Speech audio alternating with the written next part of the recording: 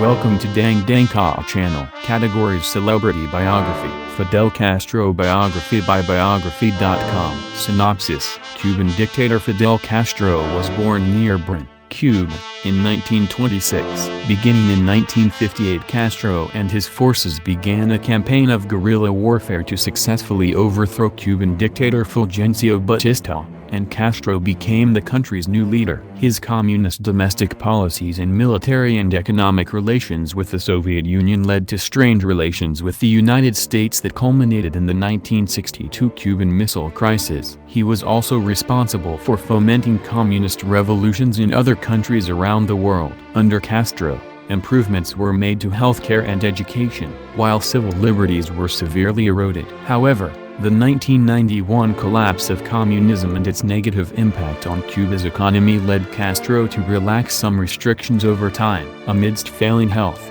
in 2008 Fidel Castro officially handed over power to his brother Raúl Castro, though he still wields some political influence in Cuba and abroad. Early life: Fidel Alejandro Castro Reyes was born on August 13, 1926, near Brno, in Cuba's Eastern Oriente province. He was the third of 6 children, including his 2 brothers, Raúl and Ramón, and 3 sisters, Angela, Emma, and Agustina. His father, Angel, was a wealthy sugar plantation owner originally from Spain who did most of his business with the American-owned United Fruit Company, which dominated the agriculture in that region at the time. His mother, Lina Reyes González, had been a maid to Angel's first wife, Maria Luisa Argueta, at the time of Fidel's birth. By the time Fidel was 15, his father dissolved his first marriage and wed Fidel's mother. At age 17, Fidel was formally recognized by his father and his name was changed from Reyes to Castro. Educated in private Jesuit boarding schools, Castro grew up in wealthy circumstances amid the poverty of Cuba but was also imbued with a sense of Spanish pride from his teachers. From an early age, Castro showed he was intellectually gifted, but he was also something of a troublemaker and was often more interested in sports than studies. He attended Colegia de Lourdes in Santiago de Cuba and then El Colegio de Belén in Havana, where he pitched for the school's baseball team as well as playing basketball and running track. After his graduation in late 1945, however, Castro entered law school at the University of Havana and became immersed in the climate of Cuban nationalism, anti-imperialism and socialism, focusing his energies more exclusively on politics. Early political insurrections and arrests. By 1947, Castro had become increasingly passionate about social justice and he traveled to the Dominican Republic to join an expedition attempting the overthrow of the country's dictator, Rafael Trujillo. Though the coup failed before it got started, the incident did little to dampen Castro's passion for reform, and he traveled to Bogotá, Colombia, the following year to participate in the anti-government rioting there. In 1947, Castro also joined the Partido Ortodoxo, an anti-communist political party founded to reform government in Cuba. Its founder, Cuban presidential candidate Eduardo Chávez, lost the 1948 election but inspired Castro to be an ardent disciple and considered another run for president in 1951. He pledged to expose the government's corruption and warn the people about General Fulgencio Batista, himself a former president, who was plotting a return to power. However, Chávez's efforts were cut short after his supposed allies refused to provide evidence of government wrongdoing. In August 1951, Chávez shot himself during a radio broadcast after failing to keep his promise. Meanwhile, Castro had married Mirta Díaz-Balart, who was from a wealthy political family in Cuba. They had 1 child, named Fidel. In 1949, the marriage exposed Castro to a wealthier lifestyle and political connections. At the same time, however, he developed an interest in the work of Karl Marx and became intent on running for a seat in the Cuban Congress. But in March 1952 a coup led by General Fulgencio Batista successfully overthrew the government and the upcoming election was cancelled, leaving Castro without a legitimate political platform and little income with which to support his family. Batista set himself up as dictator, solidified his power with the military and Cuba's economic elite and got his government recognized by the United States. In response, Castro and fellow members of the Partido Ortodoxo organized a group they called the Movement and planned an insurrection. On July 26, 1953, Castro and approximately 150 supporters attacked the Moncada military barracks outside of Santiago de Cuba in an attempt to overthrow Batista. However, the attack failed and Castro was captured, tried, convicted and sentenced to 15 years in prison. His brother Raul was also among those imprisoned. Guerrilla war against Batista. While incarcerated, Castro renamed his group the 26th of July Movement and continued to coordinate its activities through correspondence. He and his compatriots were ultimately released in 1955 under an amnesty deal with the Batista government, and he traveled with Raul to Mexico, where they continued to plan their revolution. In Mexico, Castro met with other Cuban exiles, as well as the Argentinian Ernesto Che Guevara, who believed that the plight of Latin America's poor could be rectified only through violent revolution. He joined Castro's group and became an important confidant, helping to shape Castro's political beliefs. On December 2, 1956, Fidel Castro returned to Cuba aboard the boat Granma with little more than 80 insurgents and a cache of weapons near the eastern city of Manzanillo. In short order, Batista's forces killed or captured most of the attackers, but Castro, Raul, Guevara and a handful of others were able to escape into the Sierra Maestra mountain range along the island's southeastern coast. Over the course of the next 2 years, Castro's steadily growing forces waged a guerrilla war against the Batista government, organizing resistance groups in cities and small towns across Cuba. Castro was also able to organize a parallel government, carry out some agrarian reform and control provinces with agricultural and manufacturing production. Beginning in 1958, Castro and his forces mounted a series of successful military campaigns to capture and hold key areas throughout Cuba. Combined with a loss of popular support and massive desertions in its military, Castro's efforts finally led to the collapse of Batista's government, and in January 1959, Batista himself fled to the Dominican Republic. At the age of 32, Castro had successfully concluded his guerrilla campaign to take control of Cuba. A provisional government was quickly created, with Manuel Urrutia installed as president and José Miro Cardona as prime minister. It quickly gained the recognition of the United States, and Castro himself arrived in Havana to cheering crowds and assumed the post of commander-in-chief of the military. In February 1959, Miro suddenly resigned, and Castro was sworn in as Cuba's prime minister.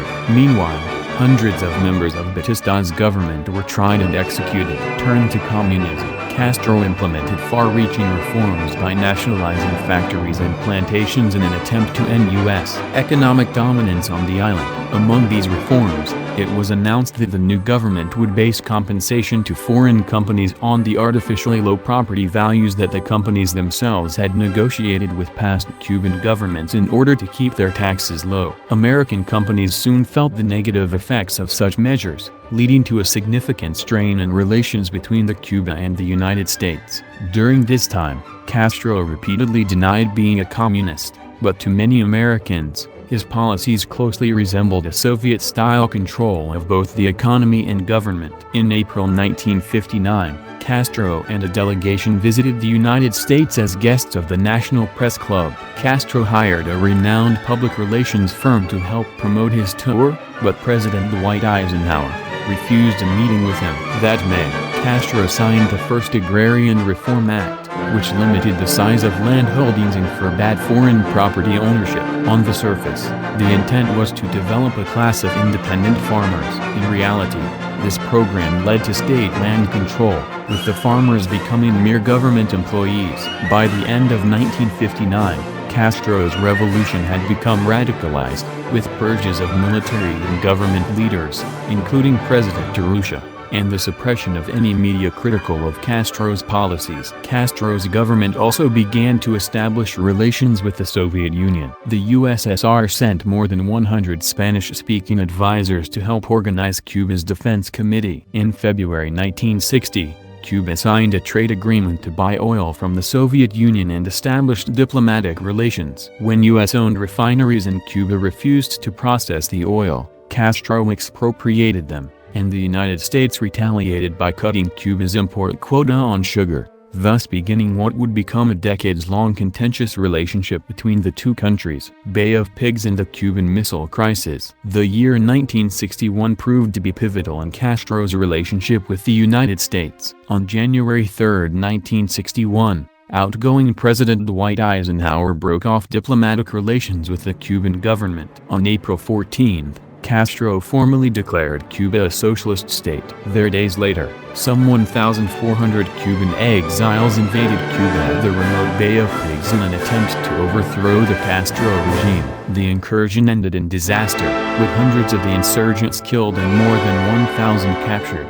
Though the United States denied any involvement, it was revealed that the Cuban exiles had been trained by the Central Intelligence Agency and armed with American weapons. Decades later, the National Security Archive revealed that the United States had begun planning an overthrow of the Castro government as early as March 1959. The invasion was conceived during the Eisenhower administration and inherited by President John F. Kennedy, who reluctantly approved its action but denied the invaders air support in the hopes of concealing the U.S. role in the effort. Castro, in turn, was able to capitalize on the incident to consolidate his power and further promote his agenda. On May 1 he announced an end to democratic elections in Cuba and denounced American imperialism. Then at year's end, Castro declared himself a Marxist-Leninist and announced the Cuban government was adopting communist economic and political policies. On February 7, 1962, the United States imposed a full economic embargo on Cuba,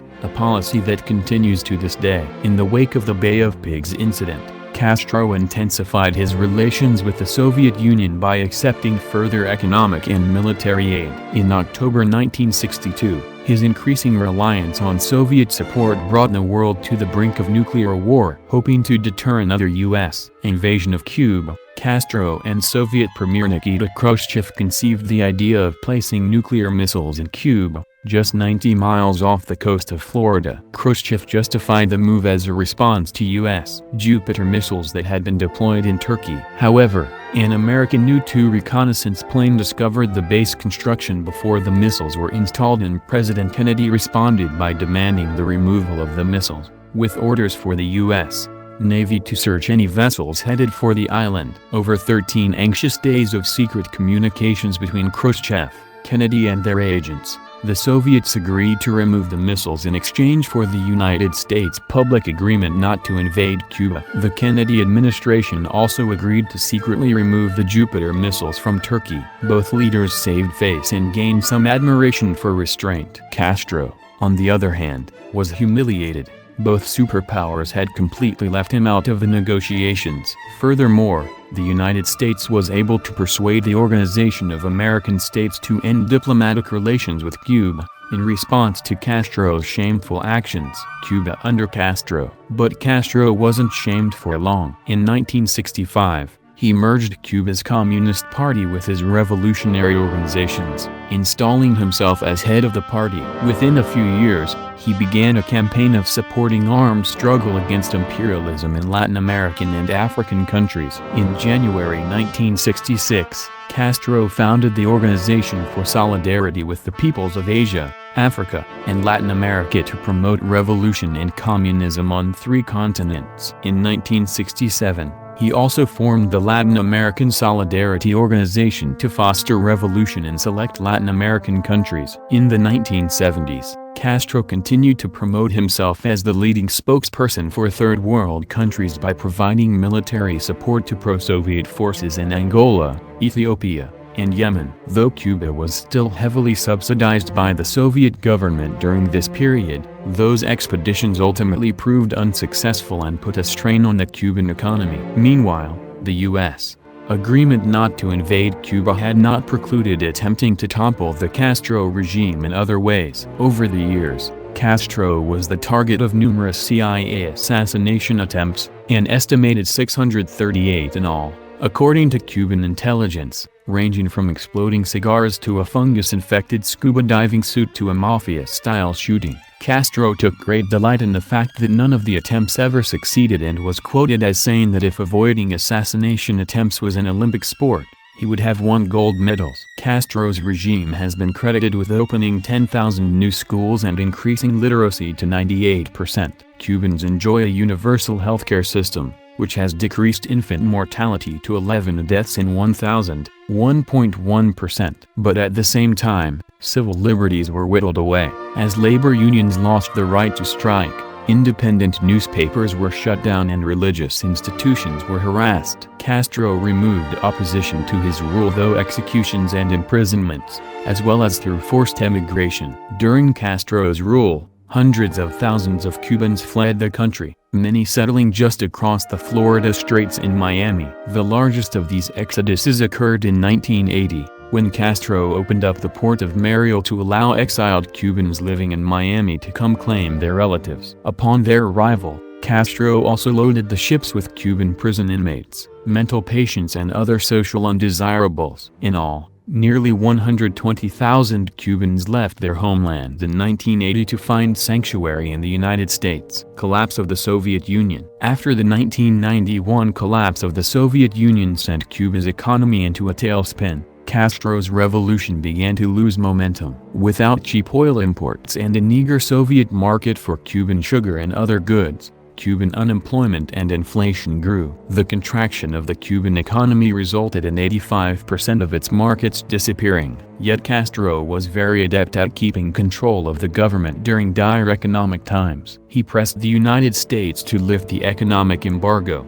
but it refused. Castro then adopted a quasi-free market economy and encouraged international investment. He also legalized the U.S. dollar and encouraged limited tourism. And in 1996 he visited the United States to invite Cuban exiles living there to return to Cuba to start businesses. In 2001, after massive damage was caused by Hurricane Michelle, Castro declined U.S. humanitarian aid but proposed a one-time cash purchase of food from the United States. George W. Bush's administration assented and authorized the shipment. With the fuel supply running dangerously low, Castro ordered 118 factories to be closed and sent thousands of Cuban doctors to Venezuela in exchange for oil imports. Shifting power. In the late 1990s, speculation began to arise over Castro's age and well-being. Numerous health problems have been reported over the years, the most significant occurring in 2006, when Castro underwent surgery for gastrointestinal bleeding. In a dramatic announcement, on July 31, 2006, Castro designated his brother Raúl as the country's temporary leader. Raúl had served as Castro's second-in-command for decades and had been officially selected as his successor in 1997. Following Fidel Castro's surgery, his only appearances were in photographs and video recordings of meetings. On February 19, 2008, 81-year-old Fidel Castro permanently gave up the Cuban presidency due to his deteriorating physical condition. He handed over power to Raúl, who was 76 years old at the time. The Cuban National Assembly officially elected Raúl Castro as president of Cuba the same month, although Fidel Castro reportedly remained first secretary of the Communist Party. In April 2011, news broke that Fidel Castro officially stepped down from his role within Cuba's Communist Party. Raúl Castro easily won the election as the party's new first secretary, taking over for his brother and choosing famed revolutionary José Ramón Machado Ventura to serve as the party's second-in-command. Fidel Castro claimed that he had actually resigned the post 5 years earlier. In his retirement,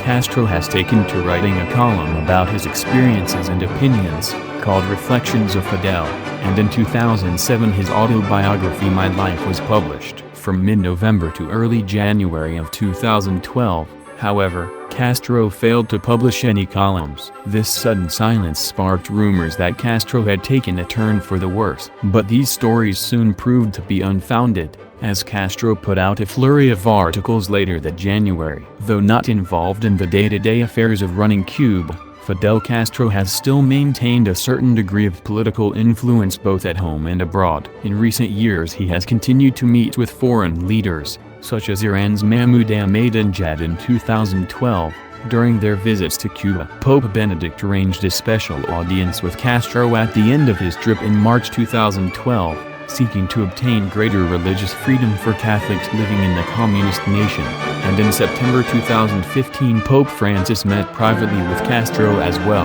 However, when Barack Obama became the first sitting American president to visit Cuba in almost 90 years, he did not meet with Fidel Castro, who later denounced the goodwill mission in his calling, citing a mistrust of U.S. motivations and writing, "We don't need the empire to gift us anything.